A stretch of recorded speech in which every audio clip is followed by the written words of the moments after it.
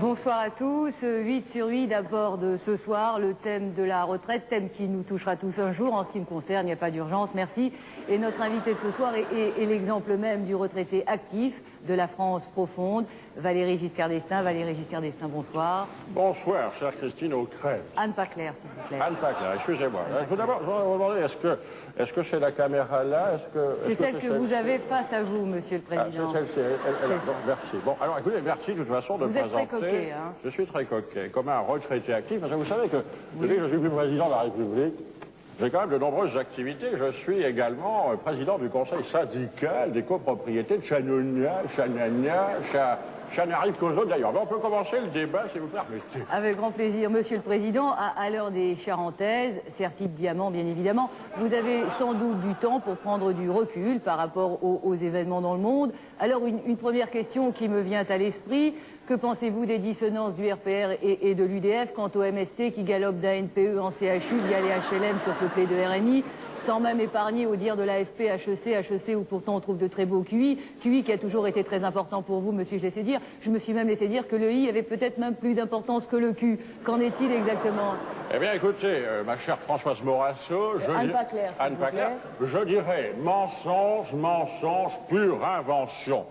Le I n'a jamais eu plus d'importance que le Q, bien au contraire. Ah bon? Vous savez que ma préoccupation première actuellement, eh bien, c'est l'Europe et sa monnaie européenne, qui est donc une affaire d'écu. Ah, bien sûr.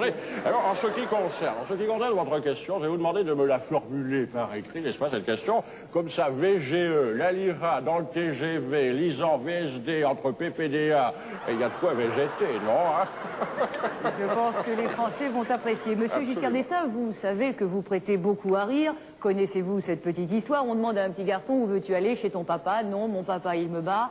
Alors chez ta maman? Non, ma maman, elle me bat. Mais où alors? À l'UDF, ils ne battent jamais personne. Qu'en pensez-vous? Ah ben écoutez, elle est très amusante. Elle est très amusante. Mais vous savez, ma chère Michel Cotin... Non, Anne Paclair. Oui, Anne Paclair, je la connaissais déjà. Mais la chute était différente. Vous savez, au moment où l'enfant dit « je veux aller à l'UDF », eh bien dans l'histoire, je connaissais, il disait « je veux aller au RPR ah, oui. Ils ne battent jamais personne. Ah, mais vous avez changé la chute parce que vous essayez de me taquiner et je vous en félicite. Mais de toute façon, puisque vous m'avez dit que je prêtais à rire. Oui, vous prêtez effectivement. Oui, mais je ne prête pas grand-chose, vous savez, je suis un petit peu auvergnat, ne l'oubliez pas, n'est-ce pas? Je ne prête pas, je vends. Vous avez affirmé il y a quelques années, je cite, il y a deux choses qui dirigent les hommes, le sexe et le pouvoir. Vous n'avez plus le pouvoir, il vous reste le reste. Alors pour vous, à présent, est-ce que la difficulté, c'est encore de pouvoir?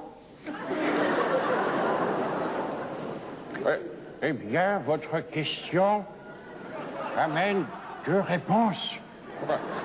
Excusez-moi, je me suis trompé de voix. Je me égare de l'Est, d'ailleurs. Écoutez, non, mais vous savez, en ce qui concerne le pouvoir et le sexe, ça va très très bien. D'ailleurs, si vous le permettez, tout à l'heure, dans les coulisses, nous pourrons essayer tous les deux, et ça, j'en suis sûr, nous aurons une très bonne note. Nous aurons certainement sexe sur sexe. Écoutez, en ce qui me concerne, je ne pense pas que cela en le vaille la peine, si vous m'y autorisez. Merci Valéry Giscard d'Estaing pour cette exclusivité à 8 sur 8. Les Français auront perçu que vous n'avez pas grand-chose à dire, mais vous le dites si bien.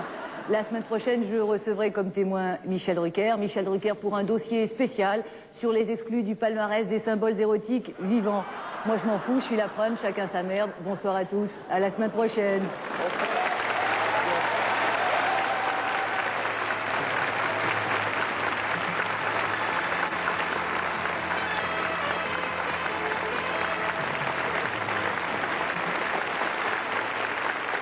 Chantal Gallia, Jean-Claude Poirot.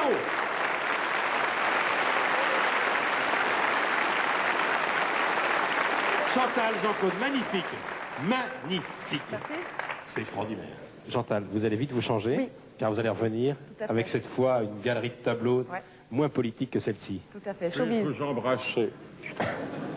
Merveilleux. Merci Jean-Claude. Voilà. Vous avez donc assisté, Anne, à embrasser Giscard. Ça, vous verrez ça qu'ici. À tout de suite. Jean-Claude, aux deux Anne. Oui, je vais y aller là. Oh là là. Oh ben ça va encore. C'est vrai que tu es probablement l'imitateur qui non seulement imite le mieux l'ancien président, mais qui lui ressemble le plus. Ah bon? Si on regardait des photos de Giscard d'Estaing adolescent, il y a quelque chose de Jean-Claude Poirot. C'est vrai, non? C'est l'homme politique que tu préfères? Je pense parce que j'ai une certaine facilité à l'employer au niveau aussi du vocabulaire. Le maxillaire, aussi le supérieur, l'inférieur, le côté gauche, mais plus le droit quand même. Jean-Claude reviendra nous voir dans un mois, et cette fois il nous montrera un autre aperçu de son talent qui est immense. Il a plusieurs facettes. C'est aux Deux Ânes. Courez vite, c'est à 21 h chaque soir. C'est près de la place Clichy, boulevard de Clichy. Au 100 boulevard de Clichy. Jean-Claude Poirot. Salut.